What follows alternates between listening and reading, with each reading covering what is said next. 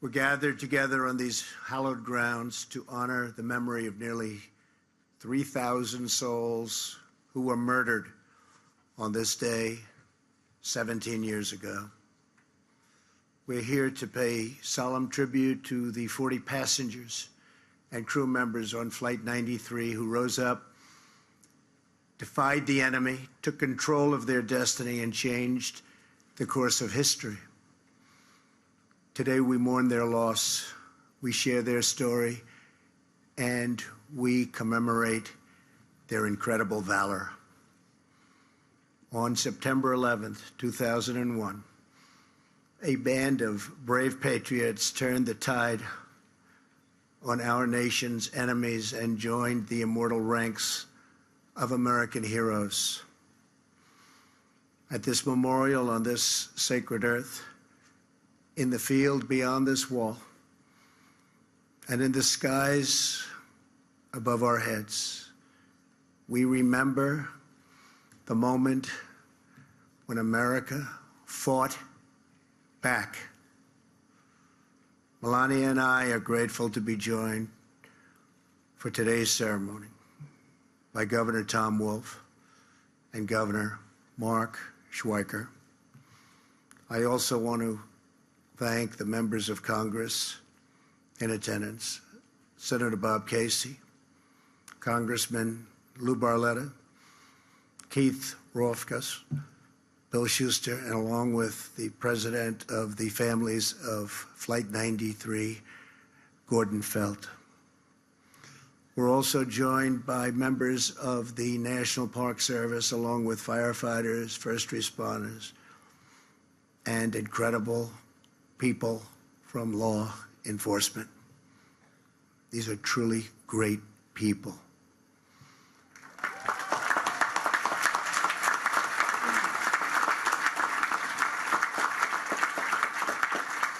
Some of you here today answered the call and raced to this field 17 years ago. You fill our hearts with pride, and I want to thank you on behalf of our country. Thank you very much.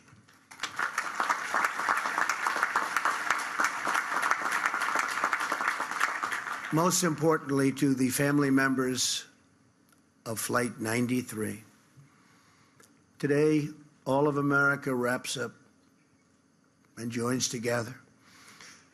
We close our arms to help you shoulder your pain and to carry your great, great sorrow. Your tears are not shed alone, for they are shared grief with an entire nation. We grieve together for every mother and father, sister and brother, son and daughter who was stolen from us at the Twin Towers, the Pentagon, and here in this Pennsylvania field. We honor their sacrifice by pledging to never flinch in the face of evil and to do whatever it takes to keep America safe.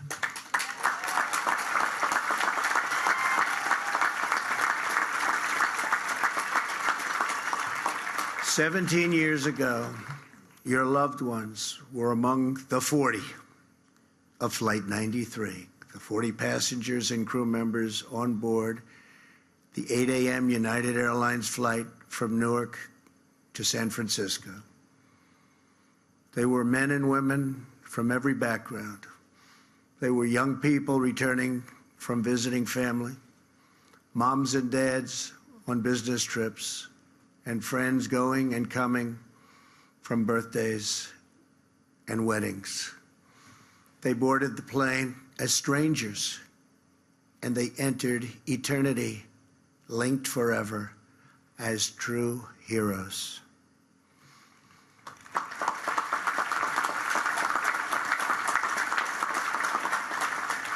Soon after takeoff, Flight 93 was hijacked by evil men bent on terror and conquest. Passengers and crew members began using their phones to call home. They learned that 2 planes had already crashed into the World Trade Center in New York City. Immediately, those on board Flight 93 started planning a response. Sandy Bradshaw, a flight attendant, called her husband and told him they were in the back of the plane preparing hot water to throw onto the hijackers. Passenger Jeremy Glick explained the plan to his wife and said, "Stay on the line, I'll be back." The passengers and crew members came together, took a vote, and they decided to act. At that moment, they took their fate and America's fate back into their own hands. In the last 20 minutes, many placed their final calls home, whispering those eternal words, "I love you." Some said the Lord's Prayer, and then they bravely charged the cockpit. They attacked the enemy. They fought until the very end, and they stopped the forces of terror and defeated this wicked, horrible, evil plan. Flight 93 crashed yards from where we stand, just 20 minutes flying time from the United States Capitol. Through their sacrifice, the 40 saved the lives of countless Americans, and they saved our capital from a devastating strike. In the days after the attack, tens of thousands of firefighters, police officers, and recovery workers traveled to New York and Arlington to crawl through the rubble and search for survivors. There were prayer vigils, memorials, and charity drives all across our nation. Here in Shanksville, many of you raised up the first memorial, a wooden cross, a chain-linked fence, mementos and tributes pouring in, and dozens of American flags. A piece of America's heart is buried on these grounds, but in its place has grown a new resolve to live our lives with the same grace and courage as the heroes of Flight 93. This field is now a monument to American defiance. This memorial is now a message to the world. America will never, ever submit to tyranny.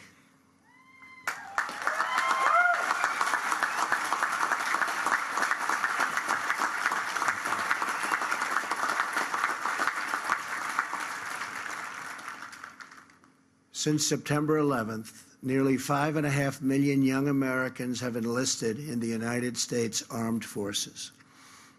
Nearly 7,000 service members have died facing down the menace of radical Islamic terrorism.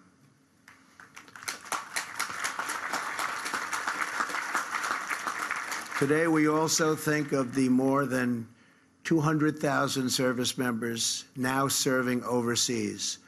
And we think of every citizen who protects our nation at home, including our state, local, and federal law enforcement. These are great Americans. These are great heroes. We honor and thank them all.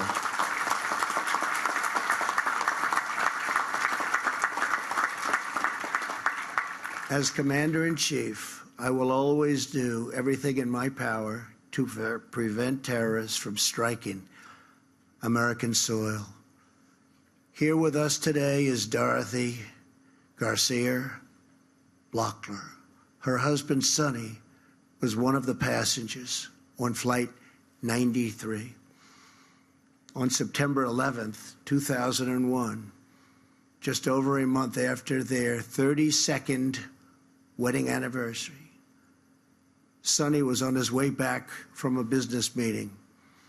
He called Dorothy, who he loved so much, called her on the plane and uttered her name before the line went dead silent. In the days after the attack, Dorothy told the investigators there was only one thing she wanted from this field: her husband's wedding ring. They would know it by the inscription etched inside. "All my love," it said, followed by the number 8269, the date of their anniversary. The officers, great people, promised to try, but in this field of records, it seemed certainly impossible. Dorothy began to pray, and she asked her friends to do the same. Days went by, then months. Still no ring.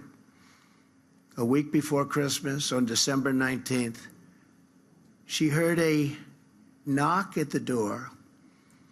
Two officers were standing with a really beautiful, to her, she saw it was so beautiful, she knew what was happening. A beautiful, small white box. Inside it was a wallet, a luggage tag, a driver's license, a small bag with the wedding ring inscribed with those three precious words: "All my love." Those words echo across this field. And those words tell the story of 40 men and women who gave all their love for their families, their country, and our freedom. To Dorothy and to every family here today, America will never forget what your loved ones did for all of us.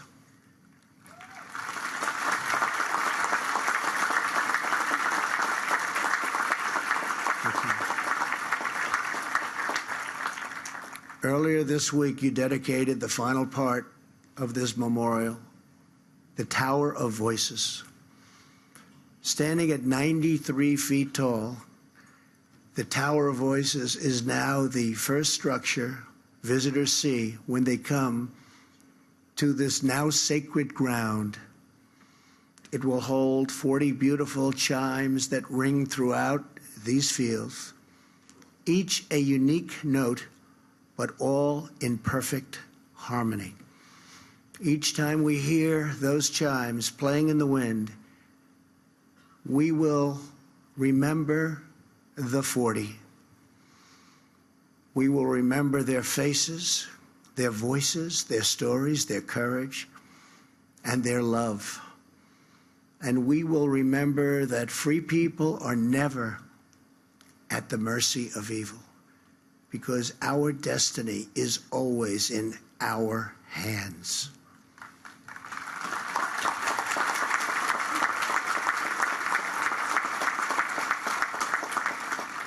America's future is not written by our enemies. America's future is written by our heroes.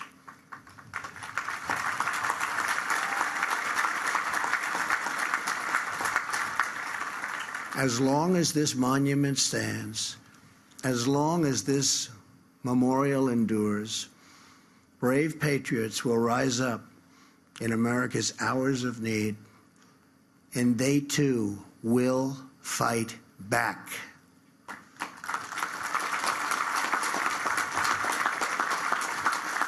"17 years ago, 40 incredible men and women showed the whole world that no force on earth will ever conquer the American spirit.